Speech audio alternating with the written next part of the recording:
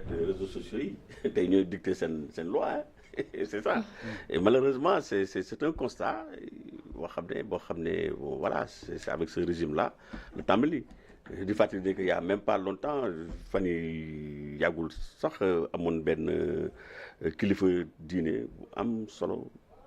Tivaouane je sais pas citer son nom joxoon xalaatam te dëkk bi dara doxul mais le fait que mu ne dara dox mais xalaatam la c'est un citoyen nekk kilifa diine aussi pas du pouvoir spirituel am ay talibé qui crée des emplois yoo xam ne du n'importe qui parce que tout simplement nee na réew mi doxul gars yi di ko lyncher mais vous trouvez ça normal effectivement dem ba ay li ma gën a c'est-à-dire que li ma gën a métti sax mooy ba tey sax xam nga réseaux sociaux yi bon c'est des jeunes bon voilà bon boy ñoom sax xam naa ne bon voilà bref mais li gën a grave mais quand des voix autorisées un député par dessus le marché dem ba di ko lyncher un député à l'Assemblée nationale vous imaginez c'est inadmissible ça veut dire que dëkk bi daal maanaam nit ñi daal waratuñu wax seen xalaat maanaam yow da war a toog rek Ousmane Sonko daal mooy ku sell mi mooy ku baax kii bon tant que tu ne t'attaques pas au régime donc mais c'est quoi ça si c'est pas de la dictature lan la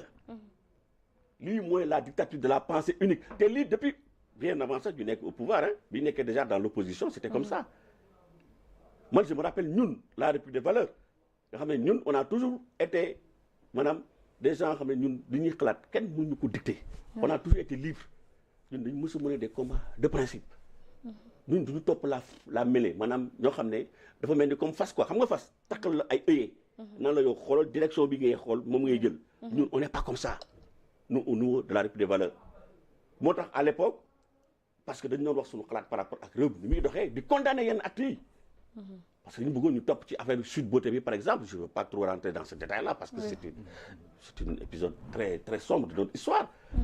et ñu bëggoon yóbbaale pour dugg ci combat bi ñu ne non duñ ci dugg c'est une affaire privée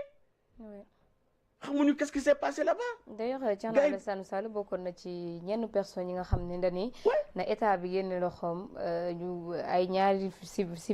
ñu lijjanti ko bi lijjanti ko yow na état nekku ci mais loolu la mais position boobu mais il a été lynché ñu ne ñun on travaille pour Macky Sall amul luñ ñu yàqul on nous a même taxé d'être l'opposant à l'opposition d'être des opposants à l'opposition parce que ndax lan parce que ñu daal joxe ñu suñu xalaat comme ñoom niñ ko bëggee c'est-à-dire que loolu moo mënta nekk c'est pas possible l'unanimité n'existe nulle part yàlla suñu borom bi nga xam ne moo ñu sàkk sax il ne fait pas l'unanimité à plus forte raison doomu aadama donc ce dictat là réseaux sociaux yi ñuy toog di dicter leur ordre ay 72 heures yooyu il appartient au procureur de la République moo war a auto-saisir pour régler ce problème man dama lay wax bi may ñëw tout à l'heure j'ai un de nos camarades je sais pas citer son nom qui est victime de ces réseaux sociaux parce que dafa joxe xalaatam mais gars yi di ko lyncher di ko saaga n'importe quoi quand il m'a saisi ma ne ko mais porte-t-elle plainte surtout loolu porte-t-elle plainte mais ce qui s'est passé dafa dem porter ji plainte à la brigade de la gendarmerie officier bi ne ko du ma jël plainte bi lu tax nee na parce que y a constitution de partie civile man je suis pas compétent dama la gis procureur de la République mais au nom de quoi ñoom ñi nga xam ne ñoo war a appliquer la loi il a été victime dañ ko saaga il a des preuves tout élément lépp factuel te du plainte contre X plainte contre des personnes nommément citées avec des éléments de preuve yow officier de police judiciaire gendarme ñu jox la dossier bi nga ne non du ma ci statuer du ma ko jël ndax lan parce que dañ ci def constitution de partie civile mais fu ñu jëm situation yi mel noonu en quelque sorte tamit ñooñu mooy may doole ñuy saaga sur les réseaux bien sûr c'est font l'apologie de la violence l'apologie de la pensée unique c'est eux parce que yu mel noonu waruñu xaar sax ñuy porter plainte procureur c'est lui qui a l'opportunité de poursuivre yu mel noonu bu amee dafa war a auto-saisir loolu may wax bi ils ont matière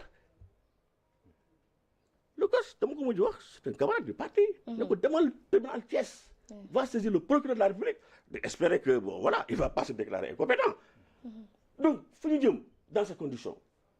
alors que ce sont des pratiques yi nga xam ne dañ ko doon xeex du temps de Macky Sall ñu ne woon plus jamais ça rupture bu ñu waxee rupture mais c'est ça justement li fi nekkoon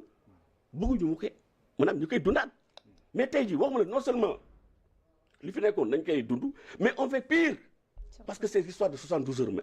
on n'a jamais su ça amul woon surtout 72 heures di saaga ay kilifa diine te bu dee ba tey kilifa diine sax ils sont pas épargnés amoon na benn kilifa diine boo xam ne bi muy wax mu ne man xam naa ne dañ ma saaga effectivement xam naa ne dinañ ma saaga sëñ Mahi Niass mais nañu wante dëgg jërëjëf merci il faut qu'on arrête bien sûr aca monsieur d'ailleurs ci yow laa doon ñëw sax ñëwal directement ci sur les réseaux sociaux pour dire que ne le Moustapha Bou Al Amine lu mu wax d'abord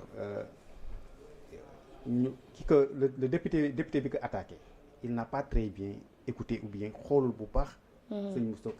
Moustapha lu mu wax ba mu attaqué ko alors que et pourtant député majorité bi la moi je pense que ne député boo demee bay